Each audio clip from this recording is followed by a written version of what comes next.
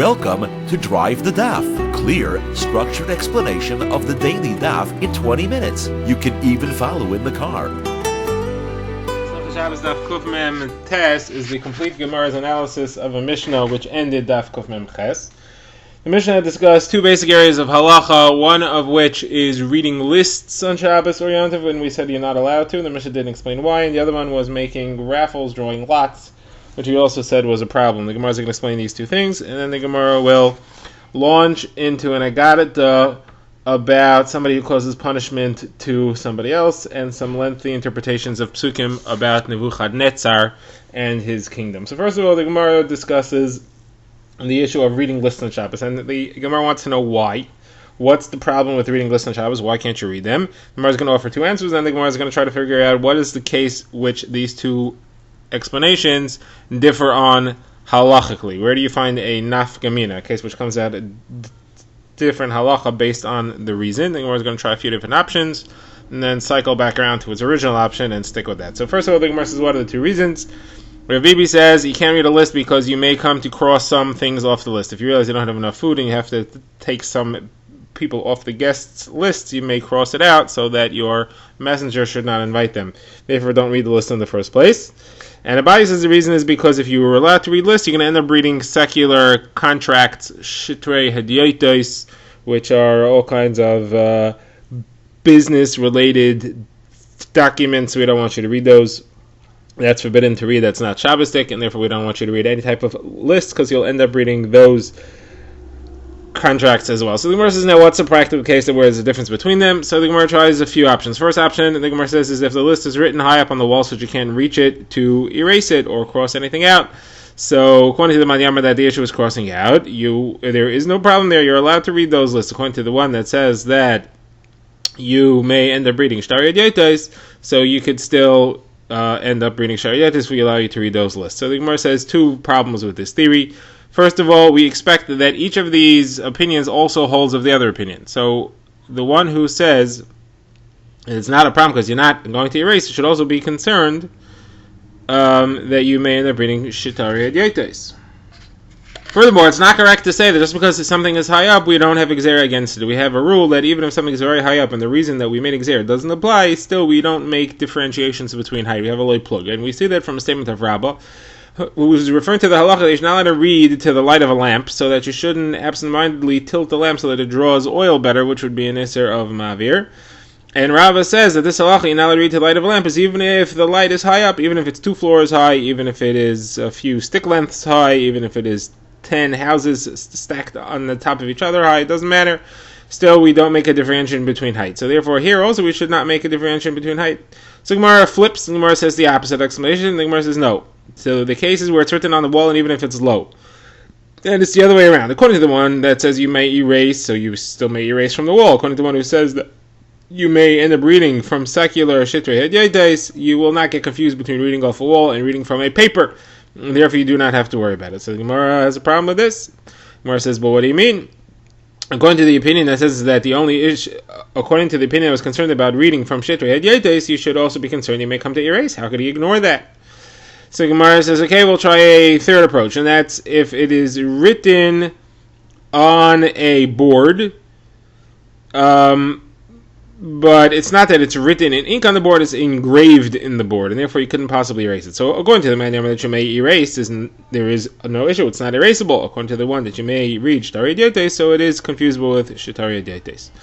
So Gemara asks, but what do you mean? But according to the man who says there's no concern about erasing, he should also be concerned that you may come to erase Shitari Adyetes. So Gemara says, maybe you'll tell me that he holds, no, you don't have to worry that Shitari Adyetes you may read from, because you will not confuse writing on a board with writing on a paper, and therefore he has no problem of Shitari Adyetes. But that's not true, because I will show you a brisa that shows that boards and papers are confusable. The brisa says that somebody's allowed to read from a list how many are on the inside, how many sit inside, and how many sit outside at his seating plan, how many portions he needs to bring for each of them, and he's allowed to read these things from a wall, but not from a board. So, how do you understand this? Why would he be allowed to read it from a wall and not from a board? What's the difference? It must be that there's no problem of erasing because it's engraved in both cases, And the only difference is that reading from a board is confusable with papers, and you'll come to read from secular shitrei hadyetes. But reading from a wall is not confusable, and therefore there is no problem. So you see, the Brisa clearly says that you do confuse boards with papers, and there is a reason to make exera of shitrei hadyetes, but there is no such reason on a wall. So therefore this answer doesn't survive either. The Gemara says, you know what, we're going to go back to our original approach, that the case that's the difference between these two reasons is if it's written on the wall and it's high up so you can't reach it to erase it. And everybody agrees here, there is no problem of shitrei hadyetes here because it's on a wall. The question is, do we have concern that do we make a lay plug? Do we say that because you could erase it when it's written low down, therefore it's forbidden no matter where it is? And that issue, which we said was clear before, that it is a problem even if it's high up, it turns out that that's actually a machlokes tanoim. And I'll show you the Brisa. Brisa says somebody's allowed to count his guests and his food servings, the ones that are inside and outside, by mouth, but he shouldn't read it from a list. But Rav Acha says he is allowed to if it's written on the wall. Now, what do you think in the cases where it's written on the wall over here? Why aren't you afraid that he's going to erase it? It must be that it's written high up, and that is, these two opinions are this machlokes. Do we have a concern where it's written high up or not? And that is based on these two, and that is the machlokes, that is the case, that's the difference between Rav Bibi and Abaye, which we were discussing. Okay, now the Gemara says this issue of, are we afraid that you are going to do the aveira of erasing, even if it's hard to get to, even if it's all the way high up and it's hard to reach, or if it's impossible to reach, do we have to make exera and a lay plug? That concern is the same concern, the same issue of, are we concerned about that? That same machlokes appears in another case, which is another machlokes tanaim. We have a brisa that has a machlokes, so you're allowed to look in a mirror on Shabbos or not. According to the Tanna Kama, you're not allowed to look in any type of mirror. According to Rabbi Meir, you're allowed to look in a mirror as long as it's hanging on the wall. Why? Because the concern is that if you look in the mirror and you see that your beard or your hair is uneven, you may come to get a razor and cut it off. Now, if it's hanging on the wall, Rabbi Meir says until you go find a razor or a scissors and you go shave, you'll already remember that it's Shabbos. And we do not say that therefore it's forbidden to look in the mirror, because by the time you get it, you'll already figure out that it's Shabbos, and we don't have to make exer, we don't have to make a lay plug. We can differentiate between if it's difficult for you to get to it or not. According to the Tanna Kama, we say no, we don't make such differentiations. The Gemara asks here, well, what's the difference if it's hanging on the wall or not? Either way, you still have to go get the razor. So Gemara says we are talking about a metal mirror which has a sharp edge. So if it's not hanging on the wall, you just use the mirror itself. It itself can serve as a mirror and as a razor, a reflective razor. If it's hanging on the wall, then you wouldn't be able to do that, and it's a whole schlep to go get yourself a razor, and therefore there's no gzeira. Okay, now the Gemara here adds a halacha. We have a brisa that says that if you have murals or all kinds of images drawn on a wall, could be pictures of people, animals, or scenes, so you're not allowed to read the captions on Shabbos because you may end up confusing it with shitrei hadyetes. You may end up coming to read other potential documents. And the Gemara says, and the pictures itself you're not even allowed to look at even during the week. The Rishonim explain this is referring to if the scenes are of Avodah Zarah, because it says al tifnu el ha'elidim, do not turn to the gods, and this we have a drasha that says al tifnu el medaschem, don't turn even to things which you made on your own, like these images. Now it moves to the second half of the Mishnah, where we had seen the halacha about drawing lots, making a raffle, and we had seen that the halacha is that for your family members you're allowed to draw lots, as long as the portions are of the same value, the things that you're raffling off. It's just that one has preference to one type and one has a preference to a different type, but they have the same value. So the Gemara makes a diak that says you're only allowed to draw lots to your family members, but to other people you're not allowed to. Why not? If they have the same value, what's the problem? The Gemara says, like Rav Yehuda said in the name of Shmuel, that people that are makbid on each other, people that are jealous of each other and don't want to let others get away with a little bit more than they got, a little bit more preferred portion than they got, so many halachas apply there. You cannot measure between them, you cannot weigh things between them, you cannot lend from one to the other by saying hashileni. All these things are problematic because they are very careful with each other and they're jealous of each other. They'll end up writing things down. Within the family, that level of jealousy doesn't apply. You don't have to worry about it. And another halacha that applies when people are jealous of each other is that of ribis. And this is what we had seen earlier in the name of Hillel, that if you lend an object to somebody that gets used up and he's going to give you back a different one, if that object could change value, you have a problem of ribbis, because maybe when you get it back, it'll be worth more than when you lent it. And the one you'll get back will be worth more at that time than it was when you lent it, and therefore you will be getting back more than you lent, and that's a problem of ribbis. So the Gemara says, hold on a second. If that's a problem, that could apply even within your household. If you lend someone in your household a loaf of bread and he gives you back a loaf of bread, but bread is worth more than, it's still ribbis. So Gemara says, no, it's not a problem, because within your household, we're referring to your children and everybody who eats at your table. You own everything that they have. There is no ribbis. What you're giving to them stays yours, and they're giving it back to you, it's still yours. As a matter of fact, it's wise to do ribbis with them, because since there's no actual problem of ribbis, because it all belongs to you, by lending it to them and letting them have it and making them give back more, they taste what it means to have to give back ribbis. They feel the pain of paying interest, and then they're less likely to do it when they grow up. So Gemara says, if that's true, that everything within the family belongs to you, so how come if the portions that you're raffling off are different values, you're not allowed to do it within your household? It all belongs to you anyway. What's the difference? Nothing belongs to anyone else within your family, so there isn't any actual value difference that will happen here. So Gemara says, you're right, that is the halacha, and we have to change the wording of the Mishnah slightly, that the only time that different values is a problem is with other people, not part of your family, because they are makbid on each other, and they'll come to the right. Not only that, but it's even a problem during the week, because you're not allowed to make raffles during the week, because it's gambling. It's a type of gambling. It's like Masachik Bekuvia, playing with the dice. And the reason why that's forbidden is because somebody who plays a gambling game is assuming he's going to win. He doesn't think he's going to lose. If he would know that he would lose, he would never put down his money. And therefore, he never really mentally comes to terms with the fact that he's giving his money away, and he's not willingly doing it, and therefore it's called stealing, at least on a rabbinical midrabanan level.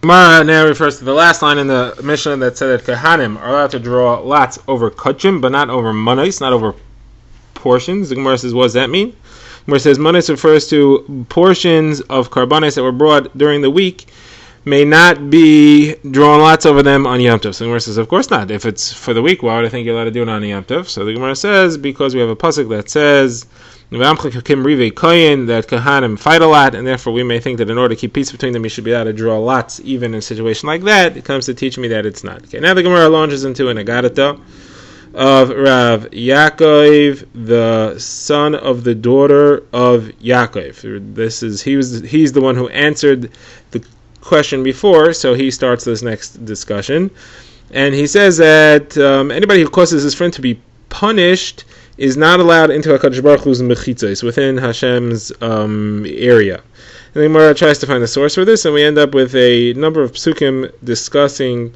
Nebuchadnezzar in order to find the source, and then the Gemara will speak more at length about Nebuchadnezzar. So the Gemara says as follows. First of all, we're going to discuss Achav. The king Achav, who was an Avodah Zarah, Melech Yisrael, wanted to go attack the nation of Aram, and he asked the prophets whether he would be victorious or not, and they all said, 400 of them said that he will, except for one, Navi Hashem, said he will not. And he said that you should believe me, whether you want to or not, you should, because his nevuah that he saw was that Hashem called together many of the forces in the world and said, who's going to go tell Achav to fool him that he should go attack Aram on Ramah's Gilad in order that he should be destroyed? And the Ruach, which could mean wind or spirit, stood up and said, I'm going to go. Hashem said, how are you going to go? He said, I'm going to go, and I'm going to put false words into the mouths of all the prophets that are going to advise Achav that he could go attack Aram and he'll be successful. And the words that is used to describe this Ruach, which the Gemara says is the spirit of Novois, who was killed by Achav, and this is his revenge. So the words that it says is that he is going to put false words into the mouths of the prophets, and Hashem said, Tzei v'asei, go and do as you said. So Tzei v'asei means go out of my mechitza, go out of my area, because Novois here is causing Achav to be punished. You do not want punishment within Hashem's mechitzos, and this is the source for this statement that anybody who causes his friend to be punished or someone else to be punished is not allowed in Hashem's mechizas. So the Gemara says this is maybe different here because he's doing falsehood. Maybe the problem is not that he's causing punishment, the problem is that he's speaking lies. And it says in Tehillim, you cannot establish somebody speaking falsehood. The Gemara says, okay, we'll have another source for this, and this goes to Nebuchadnezzar. Nebuchadnezzar at some point forced homosexual behavior on all the kings of the world that he had under his control. And in order to describe that, the pasuk says, "Savata koloin mikava." You were more filled up with embarrassment, with disgrace, than with honor. Shesegam ata v'heorel. You should also drink, and you should stumble. So this, the Gemara says, is referring to when he tried to do the same thing on a Tzidkiyo Melech Yehuda, and he was not allowed to. He was prevented to, and his foreskin actually grew to be 300 miles long. That was a very embarrassing situation for him. The Gemara understands that as being the meaning of Shesegam Ata Vehe Orel. So Gemara wants to say, Savat Kalain Mikavaid, you were filled up with disgrace instead of honor. That's referring to Nebuchadnezzar. And Shesegam Ata Vehe Orel, that's referring to Tzidkiya, because Tzidkiya was held responsible for the fact that he caused this terrible punishment to come upon Nebuchadnezzar, and that should be the source of the fact that somebody who causes punishment on another is punished. The Gemara says that can't be. It wasn't Tzidkiya's fault. He was being forced. Well, just because Nebuchadnezzar was harmed by what he was trying to do, you can't blame Tzidkiya for that. And also we see that later, we're going to quote, the Gemara says that Tzidkiya is referred to as the Tzadika in this incident. So obviously he didn't do anything wrong. So the Gemara says we're going to have a third source, and that is the pasuk in Mishlei, which is Gam Anosh Tzadik Loitov, somebody who causes punishment is not good. The Gemara says if he's not good, that means that he's bad, which we use with the word ra. And then later in Tehillim we have Kiloi Kel Chafetz Resha Ata Lo Yigur Chara. Somebody who is ra cannot live together with you, meaning he cannot be in your mechitzas together with you in your area. So the Gemara accepts that is the source for it. Now the Gemara briefly returns to the Mishnah, which talked about drawing lots, and then used the word chalashim. The Gemara says, where do you see that the word chalashim means lots? The Gemara says actually it comes from this story with Nebuchadnezzar, who tried to force homosexual relations on all the kings. He actually drew lots for each of them to see which one would be up next. And the pasuk that describes that, this is not explicit meaning, but it is Chazal's interpretation. It says, Eich nafaltem mishamayim, how have you fallen from Shemayim? This is Yeshayahu speaking about Nebuchadnezzar. Halo ben Shachar, the star.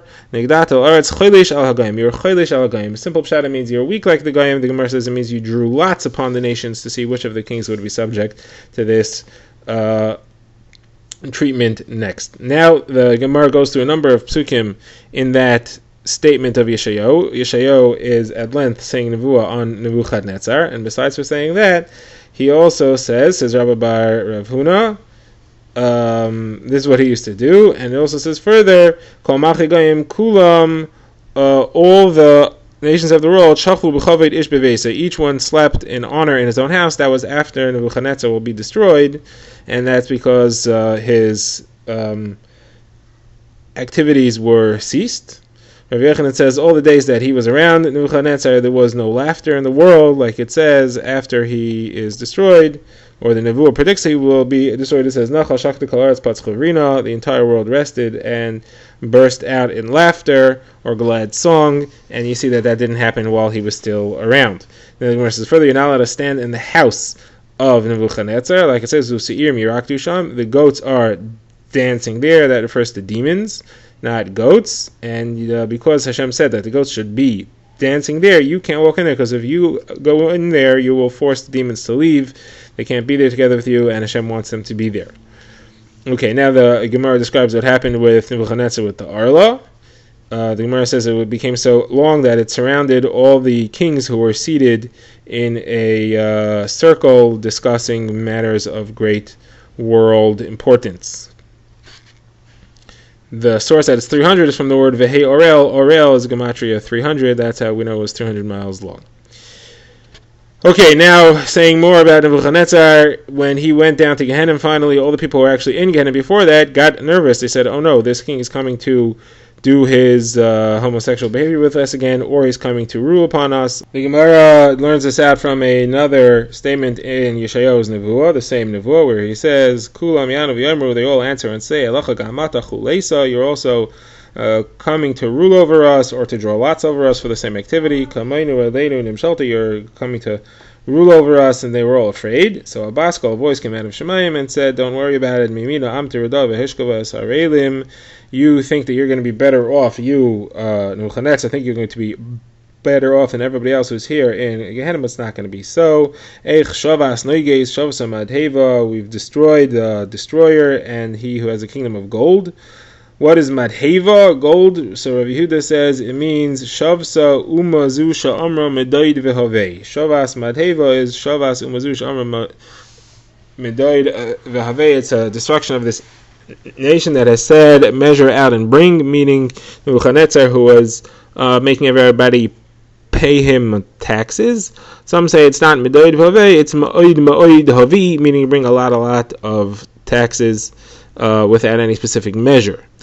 Now, the Baskal continues with a pasuk from Daniel, and it says, Urevu Yatira Husaft Li. Does that mean Rav Yehuda's name Rav Yirmiyah Barabba, that he controlled over the forces of the world? This is Nebuchadnezzar in his good days.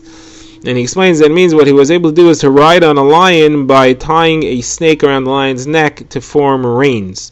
And remember, Nebuchadnezzar was turned into an animal, and he lived in the wilderness for 7 years, and he was able to get control over the animals in that way. Like the pasuk says, in the good days that he had, the animals of the world served Nebuchadnezzar. He was even able to control the lions and the snakes in that way.